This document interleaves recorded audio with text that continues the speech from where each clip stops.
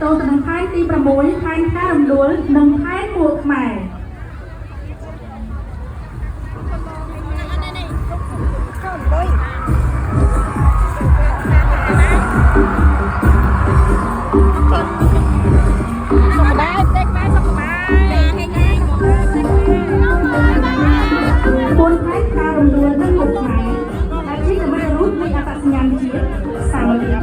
និងទីរឹងមាំរបស់ប្រជាជនខ្មែរការរំដួលគឺជាការនិមិត្តរូបនៃអត្តសញ្ញាណជាតិរបស់ប្រទេសកម្ពុជាដែលត្រូវបានកំណត់ដោយព្រះរាជក្រឹត្យកាលពីថ្ងៃទី21ខែមីនាឆ្នាំ2005វាត្រូវបានជ្រើសរើសដោយសារតែនឹងរអ៊ូតជំនួសដល់ពិសេសពិសាលនិងអត្ថប្រយោជន៍ដ៏សម្បូរបែបក្នុងសង្គមខ្មែរតាំងពីបុរាណកាលមកចិត្តទៅថោខ្មែរអស់ចាមែនធ្វើអំពីរបៀបនិងមានរំលែកគោលទំជាតិក្រក់ពីខ្លួនគឺជាការរួមបញ្ចូលគ្នារវាងសិល្បៈដូនតានិងស្មារតីស្នេហាជាតិដោយបង្កប់អត្ថន័យសំខាន់ចំនួន3ទី1និមិត្តរូបនៃប្រលឹងជាតិនិងសាមគ្គីភាពរូបរាងមួកស្លឹកត្នោតតំណាងឲ្យអត្តសញ្ញាណនៃកុកសន្តិភាពនិងជីវភាពរស់នៅដ៏សាមញ្ញរបស់ប្រជាកសិករខ្មែរតាំងពីបុរាណពណ៌ក្រហមនិងខៀវគឺជាពណ៌ចម្បងនៃទង់ជាតិកម្ពុជាដែលតំណាងឲ្យជាតិសាសនានិងព្រះមហាក្សត្រ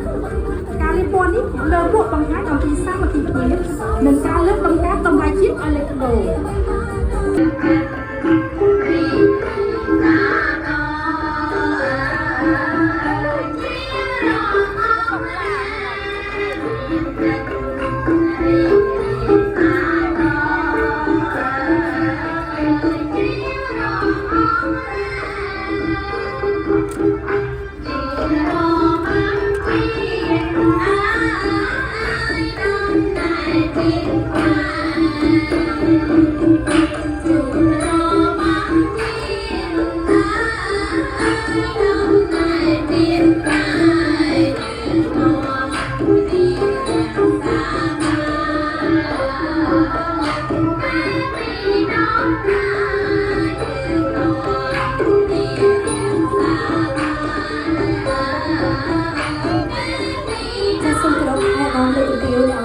លោកស្រីជាជាតិអន្តរជាតិនិងទស្សនិកជនទាំងអស់ដែលកំពុងតែចូលរួមក្នុងសក្ការៈរបស់សាលាខេត្តនៃឱកាសនេះជ្រាប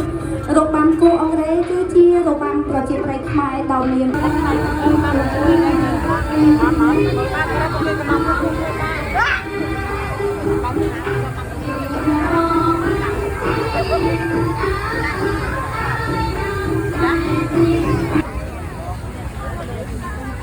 សូមការដំ